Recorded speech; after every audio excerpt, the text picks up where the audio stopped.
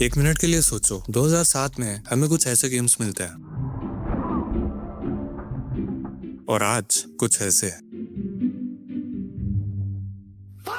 जब आप 2007 के रिवोल्यूशनरी गेम मैकेनिक्स और आज के अनऑप्टिमाइज्ड डिजास्टर्स को साइड बाय साइड देखते हैं तो एक बात तो साफ हो जाती है, गेमिंग इंडस्ट्री का पूरा इकोसिस्टम बदल चुका है। और आज हम एग्जैक्टली इसी चीज को समझने की कोशिश करेंगे कि आखिर बड़े बिलियनियर स्टूडियोज से कहाँ चूक हो रही है और हमारी फेवरेट हॉबी किस तरफ जा रही है।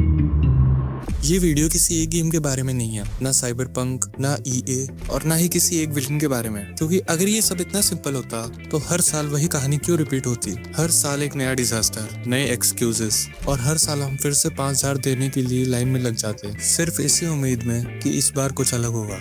आज हम उस चीज को समझेंगे जो बाकी गेमिंग वीडियोस हमेशा स्किप कर देती हैं। हम सिम्टम्स की नहीं, एक्चुअल रूट कॉज की बात करेंगे और इसका जो जवाब है।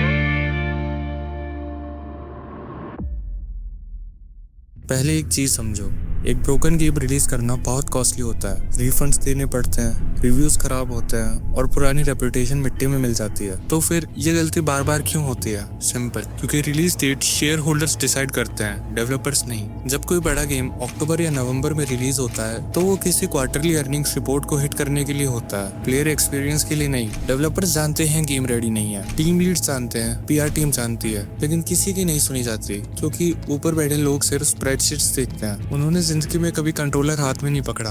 और एंड में नुकसान किसका होता है? हमारा। हम 5000 देकर डे 1 पैच का वेट करते हैं, एक ऐसे टूटे हुए प्रोडक्ट के लिए जिसके पैसे हम पहले ही दे चुके हैं। इस पैटर्न को ध्यान में रखना, क्योंकि आगे की कहानी इसी पर टिकी है।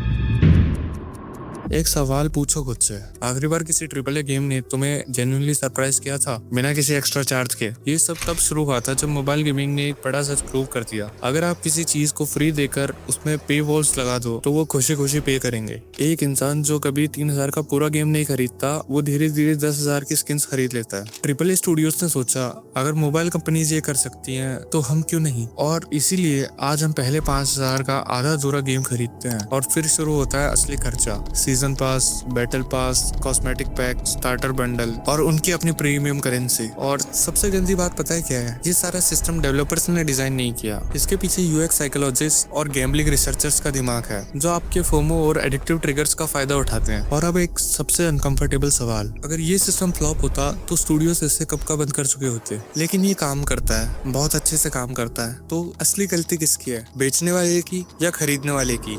एक बात बताओ, एक्टिविजन हर साल वही पुराना कॉल ऑफ ड्यूटी 5000 में क्यों बेच पाता है? क्योंकि लोग उसे खरीदते हैं। सिंपल। कॉर्पोरेट दुनिया में एक नया आईपी, एक नया यूनिवर्स लॉन्च करना बहुत बड़ा रिस्क होता है। मार्केटिंग में डबल पैसा लगता है, प्लेयर जल्दी टेस्ट नहीं करते और रिटेलर सेल्फ स्पेस देने से डरते हैं। लेकिन एक सीक्वल ब्रांड पहले से ही हिट है, मार्केटिंग का खर्चा आधा हो जाता है और प्री ऑर्डर्स आंख बंद करके आते हैं। तो एग्जीक्यूटिव्स ने सोचा, जब बिना मेहनत के पैसा बन रहा है तो हम कुछ नया क्यों बनाएं। और इसी डर की वजह से गेमिंग का क्रिएटिव एम्बिशन स्लोली क्वाइटली मर गया। जिस गेम ने सच में रिस्क लिया उसे कभी सीक्वल मिला ही नहीं, और जिसने सबसे सेफ और बोरिंग गेम बनाया उसके आज 12 पार्ट्स मार्केट में बिक रहे हैं। ये कोई एक्सीडेंट नहीं है, ये इस इंडस्ट्री का पुराना इनिशिएटिव स्ट्रक्चर है।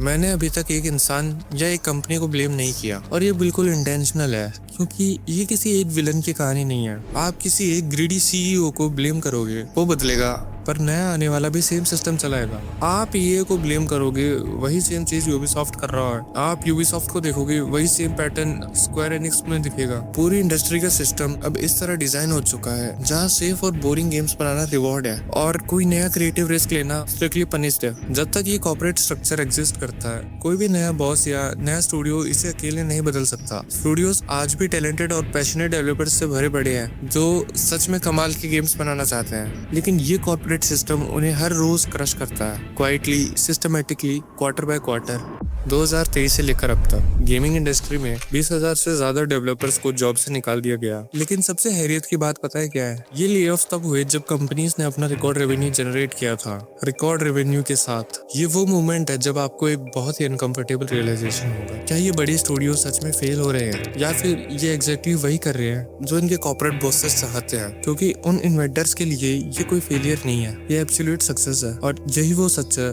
जो आपको अंदर तक हिलाकर रख देगा।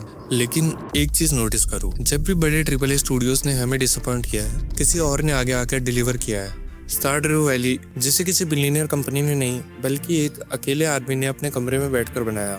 हॉलो नाइट सिर्फ 3 लोगों की टीम ने खड़ा कर दिया। और बार्डूर्स गेट 3, लेरिन स्टूडियोज का एक ऐसा तोहफा जिसने शेयर होल्डर्स के मुनाफे की परवाह नहीं की, सिर्फ और सिर्फ गेम क्वालिटी की चिंता की। इसका मतलब साफ है, क्रिएटिविटी खत्म नहीं हुई और ना ही गेम बचने का क्राफ्ट मरा है। वो क्राफ्ट बस अब उन लोगों के हाथों में शिफ्ट हो गया है जिन्हें किसी क्वार्टरली अर्निंग्स की रिपोर्ट की फिक्र नहीं होती। तो आखिर में असल जवाब क्या है? क्या ये ट्रिपल ए गेम सच में फेल हो रहे हैं या फिर गेमिंग इंडस्ट्री सिंपली इवॉल्व हो रही है एक ऐसी चीज में जो हम प्लेयर्स ने कभी मांगी ही नहीं थी? और यही सबसे बड़ा फर्क है। फेलियर एक एक्सीडेंट होता है पर इवोल्यूशन हमेशा इंटेंशनल होता है। अगर ये सच में एक इवोल्यूशन है तो इस कॉर्पोरेट इंडस्ट्री को आपकी केयर की जरूरत नहीं है, उन्हें बस आपके क्रेडिट कार्ड और पेमेंट की जरूरत है। और यही वो सच है जो एक खराब गेम से कहीं ज्यादा अनकंफर्टेबल है।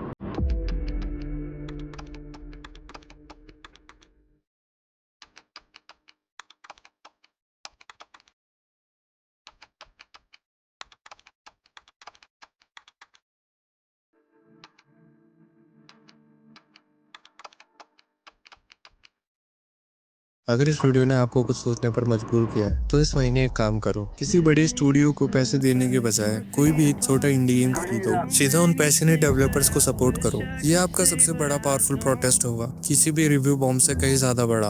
और हाँ, चैनल को सब्सक्राइब जरूर करना क्योंकि अगले वीडियो में हम एक बहुत जरूरी सवाल पर बात करेंगे कि हम प्लेयर्स पे इस टूटे हुए सिस्टम के लिए उतने रिस्पॉन्सिबल है। You're leaning into me and I'm holding on to your shoulder.